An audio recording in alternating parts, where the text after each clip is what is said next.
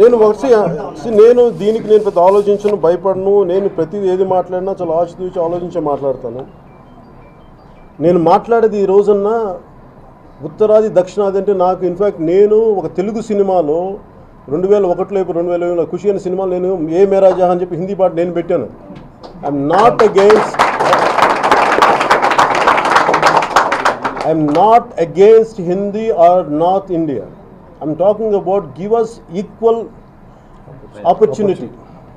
మాకు మీరు ఎంతైతే క్లెయిమ్ చేస్తున్నారో అంతే హక్కు మాకు కూడా ఇవ్వండి, కానీ ప్రాతినిధ్యం మీరే వహిస్తారు, మేము కాదు, మేము సెకండ్ గ్రేడ్ సిటిజన్స్గా దయచేసి దక్షిణాది భారతీయులను చూడకండి అని చెప్పడం నా విధి విధానం తప్ప I'm not against North India or Hindi. In fact దాన్ని క్లెయిమ్ చేయాలని, నేను నిజంగా నా గురించి సపోర్ట్ చేయాలని ఈరోజు కొత్తగా చెప్పక్కర్లేదు. నా సినిమాలో చూసిన ప్రతి ఒక్కరికి తెలిసి నేను హిందీకి ఎంత గౌరవం ఇస్తాననేది.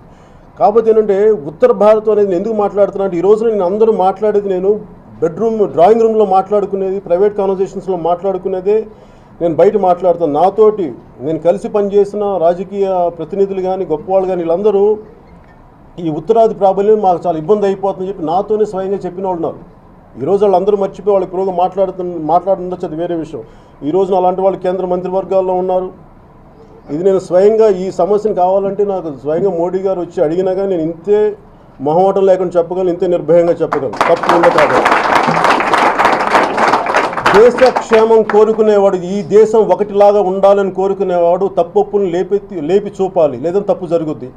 ఒక తెలుగు మాట్లాడే రెండు మాండలికాలు, ఒకటే తెలుగు భాష 2 మాండలికాలు మాట్లాడే రాష్ట్రాలు విడిపోయినప్పుడు మీకు ఇలాంటి, ఎందుకంటే ఇక్కడ తెలంగాణకి అన్యాయం జరిగింది, మన మాండలికాన్ని గౌరవించట్లేదు, మన సంస్కృతిని గౌరవించట్లేదు అన్న ఒక వాదన కదా ఈరోజు మనకి ఈ స్థితి తీసుకొచ్చినప్పుడు, అలాంటిది ఉత్తరాదిని దక్షిణాదిని మీరు వేరు చేసి ప్రాతినిధ్యం సమంగా ఇవ్వనప్పుడు అది దేశ సమగ్రతకి భంగం కలిగించదా అనేది నేను చెప్పడానికి ఇది నాకు లోపల, ఇది నేను ఆల్రెడీ ఒకసారి ప్రధాని మోదీ గారికి కూడా చెప్పాను. నేను ఆయన గుజరాత్ ముఖ్యమంత్రిగా ప్రధానమంత్రి అభ్యర్థిగా ఉన్నప్పుడు నేను అహ్మదాబాద్లో కలిసినప్పుడు నేను ఆయనకి ఇదే చెప్పాను.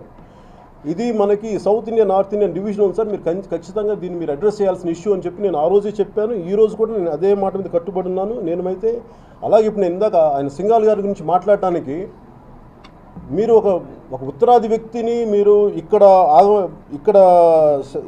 శాస్త్రీయత ఇక్కడ సంబంధమైనవి అని తెలుసుకోకుండా మీరు పెట్టారు, ఇవన్నీ నేను మాట్లాడలేదు. కానీ ఒకవేళ పెట్టడం నాకు అభ్యంతరం లేదు. నేను అనేది ఏంటంటే అలాంటి పరిస్థితులనే అక్కడ కూడా పెట్టండి. ఇక్కడ నుంచి దక్షిణాది వారిని తీసుకెళ్ళి అక్కడ కీలకమైన పద్ధతుల్లో కూడా ఇవ్వండి. నేను అదే కోరుకున్నాను, అంతేగాని ఇక్కడ పెట్టొద్దని చెప్పట్లా, మీరు ఇవ్వండి. అంతేగాని దీన్ని ఎయిదర్ బీజేపీ ఆర్ ఏ ఒక్కరో సరే దీన్ని వక్రీకరించాలి అని అనుకుంటే మటుకు అది మీరు చేసిన తప్పే తప్ప, అది మీరు అపోహ, మీ అపార్థం తప్ప, నన్ను మటుకు కించిత్తు మీరు నా మీద మరక జల్లలేరు, మచ్చ పెట్టలేరు అని మటుకు దయచేసి